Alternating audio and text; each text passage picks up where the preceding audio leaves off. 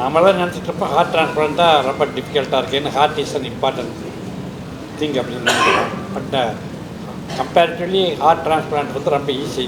இதை கம்பேர் பண்ணுறப்ப, லிவரை கம்பேர் பண்ணுறப்ப லிவர் டிரான்ஸ்பிளான்ட்டுக்கு ரொம்ப காம்ப்ளிகேட்டடான விஷயம். அதை சக்ஸஸ்ஃபுல்லாக நமது திறமைமிக்க மருத்துவர்கள் மற்றும் அவர்களுக்கு சப்போர்ட் பண்ணுற டெக்னீஷியன்ஸ் எல்லோரும் இணைந்து சக்ஸஸ்ஃபுல்லாக செஞ்சுருக்குறாங்க. அது ஃபஸ்ட் டைம் பேஷண்ட்டு எல்லாம் மிக எந்த விதமான காம்ப்ளிகேஷன்ஸ் இல்லாமல் பண்ணியிருக்கிறது நாங்கள்லாம் பெரிய தரக்கூடிய விஷயமாகும். நாங்களாம் அதை ரொம்ப பெருமைப்படுறோம்.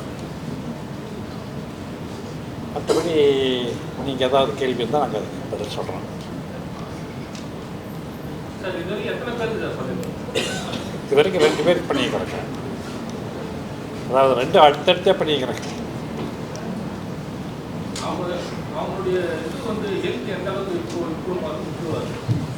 இப்போ ஒன்ஸ் நம்ம ட்ரான்ஸ்ஃபர் பண்ணிட்டோம், தே பிகம் நார்மல். அதான் சர்ஜரி முடிஞ்சு நார்மலி 1 or 2 months இதாகிடுவாங்க, நார்மலுக்கு வந்துடுவாங்க. They can lead a normal life. Sir, நீங்கள் பேசும்போது ஒரு விஷயம் சொன்னீங்க, அந்த லிவர் டிரான்ஸ்பிளான்ட்டில் வந்து பேஷண்ட்ஸ் வந்து நிறைய பேர் இருக்கிறாங்க, பட் டோனர் கிடைக்கிறதுலாம் நிறைய இஷ்யூ இருக்குது. அதை பற்றி கொஞ்சம் எதாவது என்ன, இது வந்து டோனர் வந்து மொத்த இப்போ கிட்னினா 2 கிட்னி இருக்குது. ஒரு கிட்னி ஈவன் நம்ம சொந்தக்காரங்க தெரிஞ்சவங்ககிட்ட வந்து ஒன்று வாங்கிக்கலாம். அதனால் ஒன்றும் பெரிய கஷ்டம்னு இல்லை. ஏன்னா மனிதனுக்கு ஒரு கிட்னி இருந்தால் போதும். வேறு லிவர் ஹார்ட்டெல்லாம் வந்து நமக்கு இருக்கிறது ஒன்று தான். அது உயிரோட்டத்துக்கு நம்ம யாருக்கும் டொனேட் பண்ண முடியாது. அது அந்த மாதிரி டைமில் பிரெயின் டெட் ஆனவங்க, அதாவது விபத்துலேயோ வேறு விஷயங்கள்னாலேயும் பிரெயின் டெட் ஆனவங்க மட்டும் அவங்களுடைய ஹார்ட்டோ அல்லது லிவரையோ எடுத்து நம்ம தேவைப்படுறதுக்கு இது பண்ண முடியும். அப்படி கிடைக்கிறது ரொம்ப கஷ்டம். அப்படி பிரெயின் டெட் ஆனவங்களும் வந்து தானமாக கொடுக்கறதுக்கு முன் வர்றது ரொம்ப கஷ்டம். இவ்வளோ தாண்டி நல்ல நிலையில் இருக்கிற ஆர்கன்ஸ் வந்து நாம் டிரான்ஸ்ஃபர் பண்ணுறது மிக சிறப்பான விஷயம். லேட்டஸ்ட் டெக்னாலஜி ஏதாவது இந்த யூஸ் பண்ணியிருக்கீங்களா? இப்போ ஏதாவது டெக்னாலஜிஸ் ஏதாவது நம்ம இந்தியாவில் இதுதான் இப்போ லேட்டஸ்ட். இது முதல் முறையாக இங்கே லிவர் டிரான்ஸ்பிளான்ட் பண்ணியிருக்கோம். அது ஒரு விஷயம்.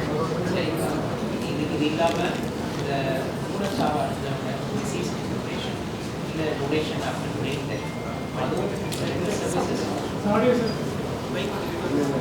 2 சர்வீசஸும் இங்கே புதுசாக தொடங்கியிருக்காங்க. இது வந்து இதுதான் புதுமையாக நம்ம இன்ஸ்டியூஷனில் பண்ணுறது. அப்படி நார்மல் எல்லா ஹாஸ்பிட்டல் பண்ணுற மாதிரி நார்மலாக இந்த லிவர் டிரான்ஸ்பிளான்டேஷன் கல்லீரல் மாற்று அறுவை சிகிச்சை அப்படிங்கிறது வந்து வழக்கமாக பெரும்பாலான மருத்துவமனைகளில் செய்யப்படுற ஒரு அறுவை சிகிச்சை கிடையாது. ரொம்ப ஒரு சில குறிப்பிட்ட மருத்துவமனைகளில் மட்டும்தான் இது செய்யப்படுது. இப்போ அரசு மருத்துவமனைகள்னு எடுத்துக்கிட்டோம்னா 1-2 மருத்துவமனைகளில் மட்டும்தான் இந்த கல்லீரல் மாற்று அறுவை சிகிச்சை நடந்துகிட்டு இருக்குது. தனியார் மருத்துவமனைகள்னு பார்த்தோம்னா இந்த கார்ப்பரேட் ஹாஸ்பிட்டல்ஸ் சொல்லப்படுகிற பெரிய கார்ப்பரேட் ஹாஸ்பிட்டல்ஸில் மட்டும்தான் அந்த அறுவை சிகிச்சை நடந்துகிட்டு இருக்குது. பெரும்பாலான மெடிக்கல் காலேஜ் ஹாஸ்பிட்டல்ஸில் இந்த சர்ஜரி நடக்கிறது இல்லை. அது மாதிரி சின்ன ஹாஸ்பிட்டல்ஸ் தாலுகா லெவலில் மாவட்ட லெவலில் நடந்துகிட்டு இருக்கிற மருத்துவமனைகளில் இந்த அறுவை சிகிச்சை நடக்கிறது இல்லை. தனியார் மருத்துவக் கல்லூரி மருத்துவமனைகள் பட்டியலோட பெரும்பாலான மருத்துவமனைகள் நடக்கிறது இல்லை. ஸோ இது வந்து ஒரு அரிதான ஒரு அறுவை சிகிச்சை. அது வந்து நம்ம சபிதா மருத்துவமனையில் போன மாதம் மே 24ஆம் தேதி முதலாக ஒரு அறுவை சிகிச்சை, அந்த கல்லீரல் மாற்று அறுவை சிகிச்சை பண்ணியிருக்கிறோம். மே 24ஆம் தேதி 2026ஆம் வருடம். அவர் இந்த அமித் சாஹா அப்படிங்கிற இந்த இவர், அவர் இந்த 1 மாதத்துக்குள்ள அவர் மிகவும் நல்லா இருக்கிறாரு. அது மாதிரி 2வது ஜூன் 6ஆம் தேதி பண்ணியிருக்கிறோம். அது விஸ்வபாரதி அப்படிங்கிற ஒரு நோயாளி பண்ணிக்கிறோம். அவங்களுடைய ஹஸ்பண்ட் தான் இங்கே வந்திருக்கிறாங்க. ஸோ 2 பேஷண்ட்ஸுமே நல்லா இருக்கிறாங்க. இது ஒரு அரிதான ஒரு rare surgery, not done routinely in several other hospitals.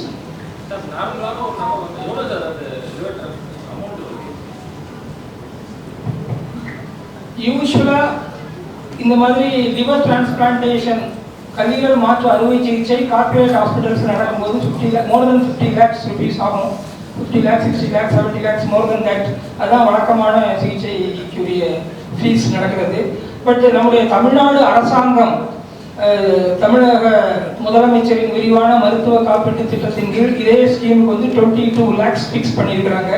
So நம்ம மருத்துவமனையில் அரசாங்கம் என்ன அந்த ஃபீஸ் ஃபிக்ஸ் பண்ணியிருக்கிறாங்களோ அந்த ரேட்லேயே நம்மளும் அதை ஃபிக்ஸ் பண்ணியிருக்கோம். வழக்கமாக தமிழக முதலமைச்சரின் விரிவான மருத்துவ காப்பீட்டு திட்டத்தின் கீழ் ஒரு குறிப்பிட்ட ஒரு அறுவை சிகிச்சையை செய்வதா இருந்ததுன்னா அதுக்கு வந்து முதல்ல ஒரு 5-6 அறுவை சிகிச்சை செய்து அதில் நாங்கள் வந்து எக்ஸ்பர்டைஸ் ஆகிட்டோம் அப்படிங்கிறத வந்து நம்ம சொன்னதுக்கு பிறகு தான் அவங்க நமக்கு அதுக்கு அனுமதி கொடுப்பாங்க. நம்ம இப்போ 2 அறுவை சிகிச்சைகள் தான் பண்ணியிருக்கிறோம். இன்னும் 2-3 கேசஸ் பண்ணதுக்கு பிறகு we will get the permission to do the surgical procedure under Tamil Nadu Chief Minister's Comprehensive Health Insurance Scheme. அறுவை சிகிச்சையில் ஈடுபட்ட மருத்துவர் குழுவை பற்றி சொல்லுங்க. அதில் எவ்வளோ மாணவர்கள் இதுல வந்து மாணவர்கள் யாரும் இன்வால்வ் ஆகல. இது எல்லாருமே ஸ்பெஷலிஸ்ட் தான். கிட்டத்தட்ட ஒரு 100 பேர் இன்வால்வ் ஆன ஒரு பெரிய டீம் ஒர்க் இது. இதுல வந்து அந்த 100 பேருக்கும் இன்னைக்கு நாங்கள் வந்து அவங்க எல்லாம் நாங்கள் பெருமைப்படுத்துகிறோம், கௌரவப்படுத்துகிறோம். அந்த சர்ஜன்ஸ் டீமுடைய தலைவர் வந்து டாக்டர் நிர்மல். இவர் ஹெப்பாட்டிக் சர்ஜன், சர்ஜிக்கல் கேஸ்ட்ரோஎன்ட்ராலஜிஸ்ட். இவர் கூட இணைந்த மற்ற டீம் டிபார்ட்மெண்ட்ஸில் உள்ள எக்ஸ்பர்ட்ஸ் எல்லாருமே ஸ்பெஷலிஸ்ட் எல்லாமே இங்கே வந்திருக்கிறாங்க.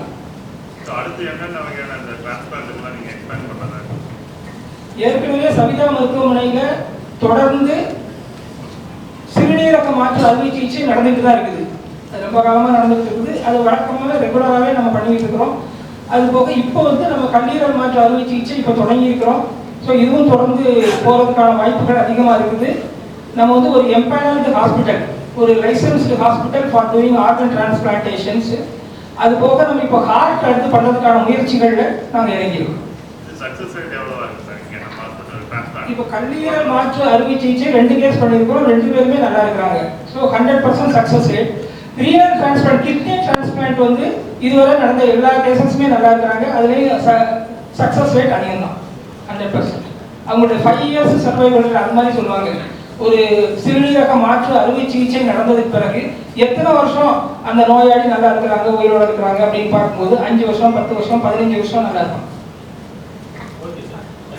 அது இல்லாமல் இப்போ போன் மேரோ டிரான்ஸ்பிளான்ட்னு இன்னொரு இதுவும் இப்போ போயிட்டுருக்கு. அதுவும் நாங்கள் 6 கேஸ் மேலே அது பண்ணியாச்சு. போன் மேரோ டிரான்ஸ்பிளான்ட், அதாவது ரத்த சோகை, பிளட் கேன்சர் அந்த மாதிரி இருக்கிற இவங்களுக்கு போன் மேரோ பண்ணுறதுக்கு.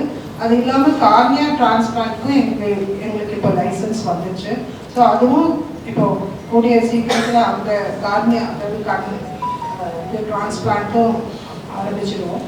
அடுத்தது அதுக்கு மேலே நம்ம பண்ணக்கூடியது என்னதுன்னா இருதய மாற்று அறுவை சிகிச்சை. ஸோ அதுவும் கூடிய விரைவில் வந்து முயற்சி எடுத்து அந்த இது போல அச்சீவ் பண்ணுவோம். So I have a very good experience over here. All the staffs and the doctors of Savitha Medical College really provided me with a new span of life. So I am very thankful to all the doctors and staff over here, and I had a very good experience. So within 7 to 8 days after my surgery, I got discharged, and up till now I'm doing fine. No issue.